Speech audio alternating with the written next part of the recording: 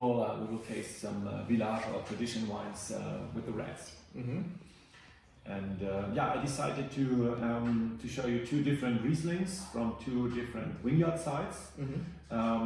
Fuchsmantel, which is classified as a Premier Cru. We're tasting this wine now. And the next one will be Michelsberg, which is a Grand Cru site. And how do you decide actually which is it tradition? So this is a Grand Cru and this is a Premier Cru, or? The classification is close to 200 years old. The original name is Königlich Preußische Bodenbewertung, and it dates back to the beginning of the 19th century. And this classification is still valid today, and it's open to every producer. I mean, you've probably heard about the VDP, Verein Deutscher Prädikatsweingüter, and they started to work after this classification, I think already in the 90s. So today, people are coming more and more back to this classification of terroir. And of course, if you own vineyards in classified vineyard sites, you can use this classification. And it makes sense for us. I have never been a big fan of Kabinett, Spätlese, Auslese, etc. It still confuses me sometimes. I think it's perfect for the Mosel area, talking about sweet wine production, etc. That works. But for us in our area, with all these different terroirs and with the, let's say, mainly dry wines that we produce, for us a classification after vineyard makes much more sense. Okay, so let's try it. Thanks, Prost. Yeah, as I said before, Fuchsmantel is a cool climate. It's 280 meters above sea level, surrounded by the forest. So one of the coolest or coldest spots, which means that the ripening is always a bit later. We always have a good and very ripe acidity, and it's a bit more exotic, a lot of citrus flavors. We always ferment this wine in stainless steel. Of course, it's a spontaneous fermentation, but stainless steel brings a wine style that is slightly more reductive, which kind of underlines the character of the wine. A lot of esters already in the mix. And really citric, like almost limey, despite grapefruit. And exactly. But also some underlying, maybe some mintiness. So it's really refreshing already in the nose. Absolutely refreshing. You can finish the bottle. It's not a wine that is too over concentrated or too heavy on alcohol. It's super animating, and we have a tradition. On Christmas, we always prepare, like in Switzerland, cheese fondue. With the fatty cheese, and you can drink this Fuchsmantel like water. It really catches up with the cheese, with the fattiness of the cheese, and it's so fun. We really enjoy the wine. So again, that's another thing that, of course, you can drink Riesling with cheese. And especially with cheese fondue or raclette, things like that, you need a Riesling with a good acidity, ripe acidity, and I think you're well off with Fuchsmantel. Yeah, it has it, but it's also not just. I mean, it's mostly linear. I think, if you would compare it with the estate wine, so it's really straightforward wine, and not that full-bodied, but has a really long aftertaste and really ripe acidity, so I don't get these greeny flavors. It's really on spot. And it's of course it's not a wine for beginners. It's not a wine that maybe pleases everybody because of the acidity, because of this edges, character. Call it however you like. So there is something that is special, and that, let's say, is the big difference between our estate wines. They please a lot of people and they really enjoy that, but our single vineyards, they are a bit more special. And you have to select your taste. True, and finds the corners in my mouth. I can feel that it's and also talking to a sommelier. I mean, here we are on a level of quality where we definitely need food. Our estate wines, you can drink them by themselves on the terrace. But the single vineyards, I think they're made to combine them with food.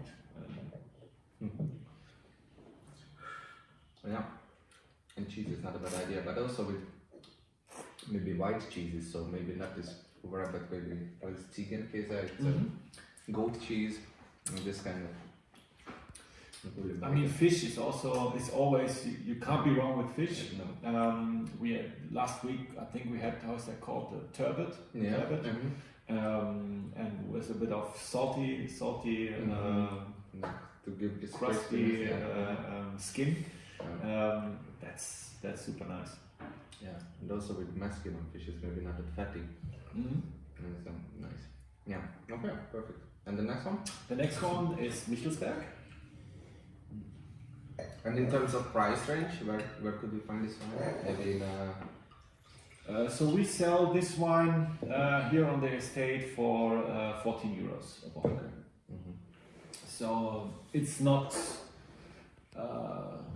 super expensive, I think, for the quality you get, for the work we're putting in this wine, for the whole package, for this tradition, etc. I think it's a good price. It's a lot of value.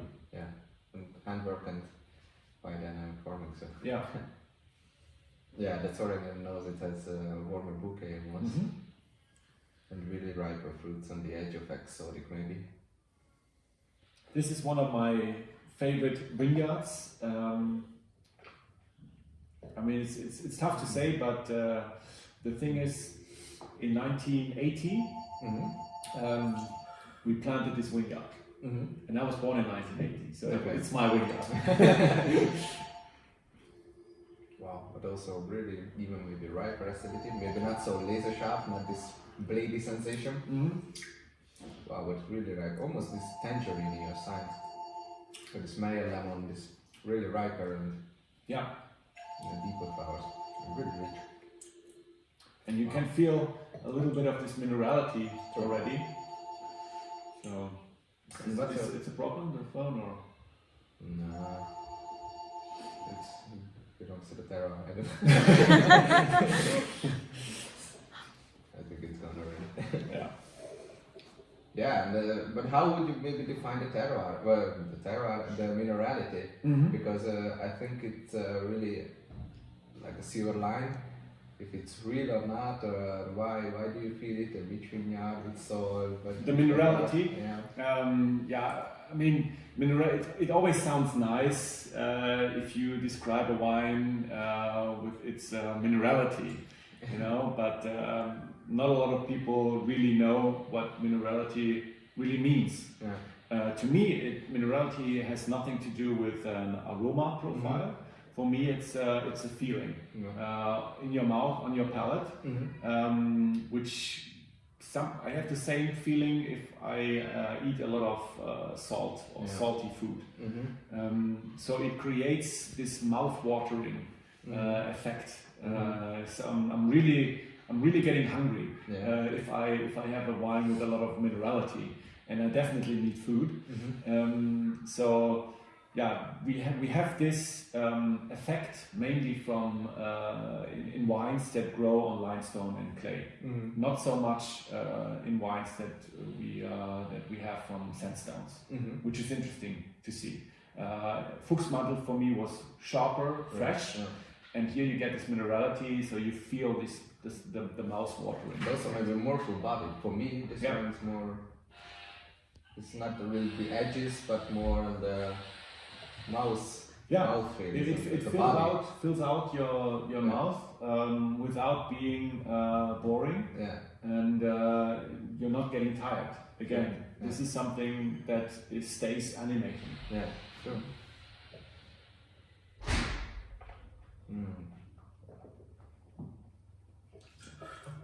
Do you also have a tradition what to eat with this wine? Here we don't have a specific tradition like we have with Fuchsmantel. but this is a wine that we always serve definitely when we have family around us, and we celebrate.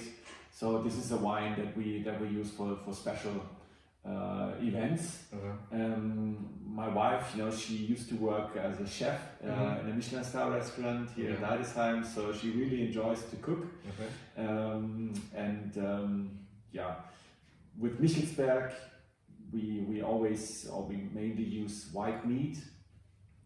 She prepares a very reduced sauce with mushrooms, and then she makes her own pasta, something like that. Saltimbocca goes well. Of course, you can have this Michelsberg also with a couple of fish dishes, Mediterranean food, but it needs a bit of creaminess also coming from the dish. Yeah, I think so too. But also it's very versatile, so I could imagine a lot of food with this. But really on the, I would also go maybe with some gamey, like almost this heavier kind of meat, not only white, so not only this chicken, but maybe also, I don't know, maybe some duck or something. Yeah, exactly. Yeah, some duck breast, with green beans. Yeah. And we have a potato gratin. So we get hungry now. Maybe some cream fresh. Yeah. Can we stop for a second because there's a client outside and I think he wants to pick up some wine. I don't want to.